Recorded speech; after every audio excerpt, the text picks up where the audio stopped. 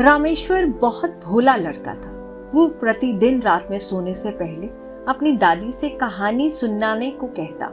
दादी उसे नागलोक, पाताल लोक, गंधर्व लोक, चंद्रलोक, सूर्यलोक आदि की कहानियां सुनाया करती। एक दिन दादी ने उसे स्वर्ग का वर्णन सुनाया। स्वर्ग का वर्णन इतना सुंदर था कि उसे सुनकर रामेश्वर स्वर्ग देखने के लिए हट करने लगा।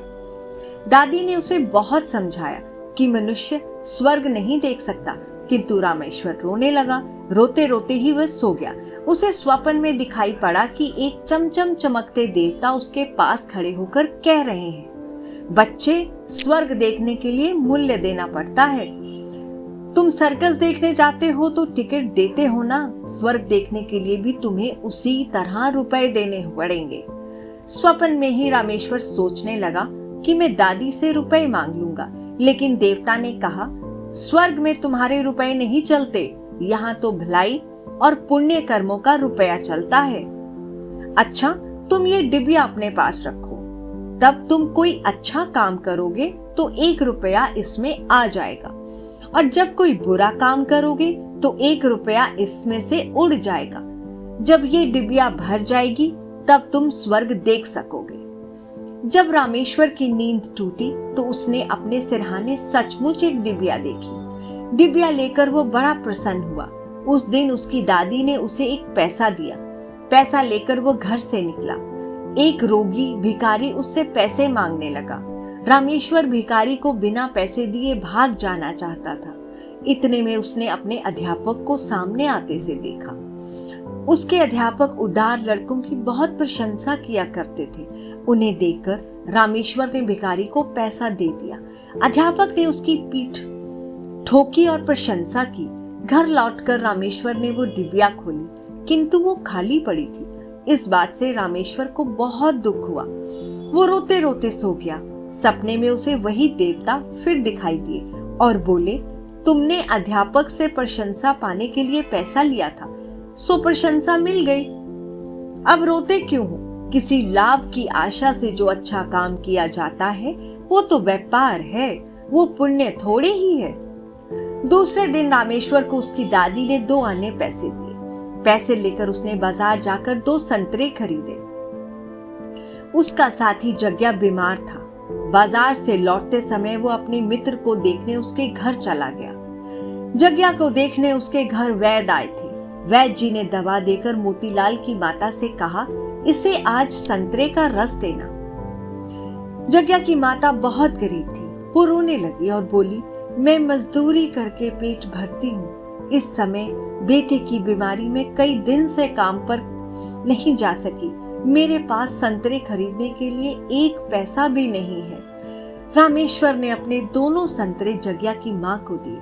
वो रामेश्वर को आशीर्वाद देने लगी। घर आकर जब रामेश्वर ने अपनी डिबिया खोली तो उसमें 2 रुपए चमक रहे थे। एक दिन रामेश्वर खेल में लगा था। उसकी छोटी बहन वहां आई और उसके खिलौने को उठाने लगी। रामेश्वर ने उसे रोका। जब वो ना मानी तो उसने उसे पीट दिया। बेचारी लड़की रोने लगी। इस बार जब उसने डिबिया खोली तो देखा कि उसके पहले के इकट्ठे रुपए उड़ जाते हैं। अब उसे बड़ा पश्चाताप हुआ। उसने आगे कोई बुरा काम ना करने का पक्का इरादा किया। रामेश्वर पहले रुपए के लोभ से अच्छा काम करता था। धीरे धीरे उसका स्वभाव ही अच्छा काम करने का हो गया। अच्छा काम करते करते उसकी डिबिया रुपयों से भर गई। वो स्वर्ग देखने की आशा से प्रसन्न होता। उस डिबिया को लेकर वो अपने बागीचे में पहुंचा। रामेश्वर ने देखा कि बागीचे में पेड़ के नीचे एक साधु बैठा हुआ है। वो बूढ़ा साधु रो रहा है। वो दौड़ता हुआ साधु के पास गया और बोला, बाबा, आप रो क्यों रहे हैं? साधु बोला, बेटा, जैसी डिबिया तुम्हारे हाथ में है वैसी ही एक डिबिया मेरे पास थी। बहुत दिन परिश्रम करके मैंने उसे रुपयों से भरा था। बड़ी आशा थी कि उसके रुपयों से स्वर्ग देखूंगा, किंतु आज गंगा जी में स्नान करते समय वो डिबिया पानी में गिर गई। रामेश्वर ने कहा, बाबा, आप रो मत, मेरी डिबिया भरी हुई है, आप इसे ले लो। साधु बोला, तुमने इसे बड़े परिश्रम से भरा है, तुम्हें इसे देने से दुख होगा। रामेश्वर ने कहा, मुझे दुख नहीं होगा बाबा, मैं तो लड़का हूँ, मुझे तो अभी बहुत दिन जीना है। मैं तो ऐसी कई डिबिया रुपए इकट्ठे कर सकता हूँ। आप बूढ़े हो गए हैं, पता नहीं आप दूसरी डिबिया भर पाओगे या नहीं। आप मेरी डिबिया ले लीजिए। साधु ने डिबिया लेकर रामेश्वर के नेत्रों पर हाथ फेर दिया। रामेश्वर के नेत्र बंद हो गए। उसे स्वर्ग दिखाई पड़ने लगा। ऐसा सुंदर स्वर्ग कि दादी जी ने जो स्वर्ग का वर्णन किया था, वो वर्णन तो स्वर्ग के एक कोने का भी ठीक वर्णन न था। जब रामेश्वर ने नेत्र खोले तो साधु के बदले स्वप्न में दिखाई पड़ने वाला वही देवता उसके सामने प्रत्यक्ष खड़ा था।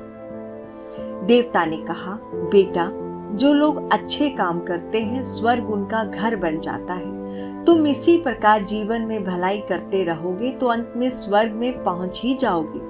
देवता इतना कहकर वहीं से गायब हो गए। इस कहानी का पूरा सार ये है कि मनुष्य जैसा काम करता है वैसा उसका स्वभाव हो जाता है। जो बुरे काम करता है उसका स्वभाव बुरा होगा। उसे फिर बुरा काम करने में ही आनंद आता है, और जो अच्छा काम करता है उसका स्वभाव अच्छा हो जाता है। फिर उसे बुरा काम करने की बात भी बुरे लगने लगती है। अगर आपको ये कहानी अच्छी लगी हो तो मेरे चैनल को लाइक करें, सब्सक्राइब करें और शेयर करें।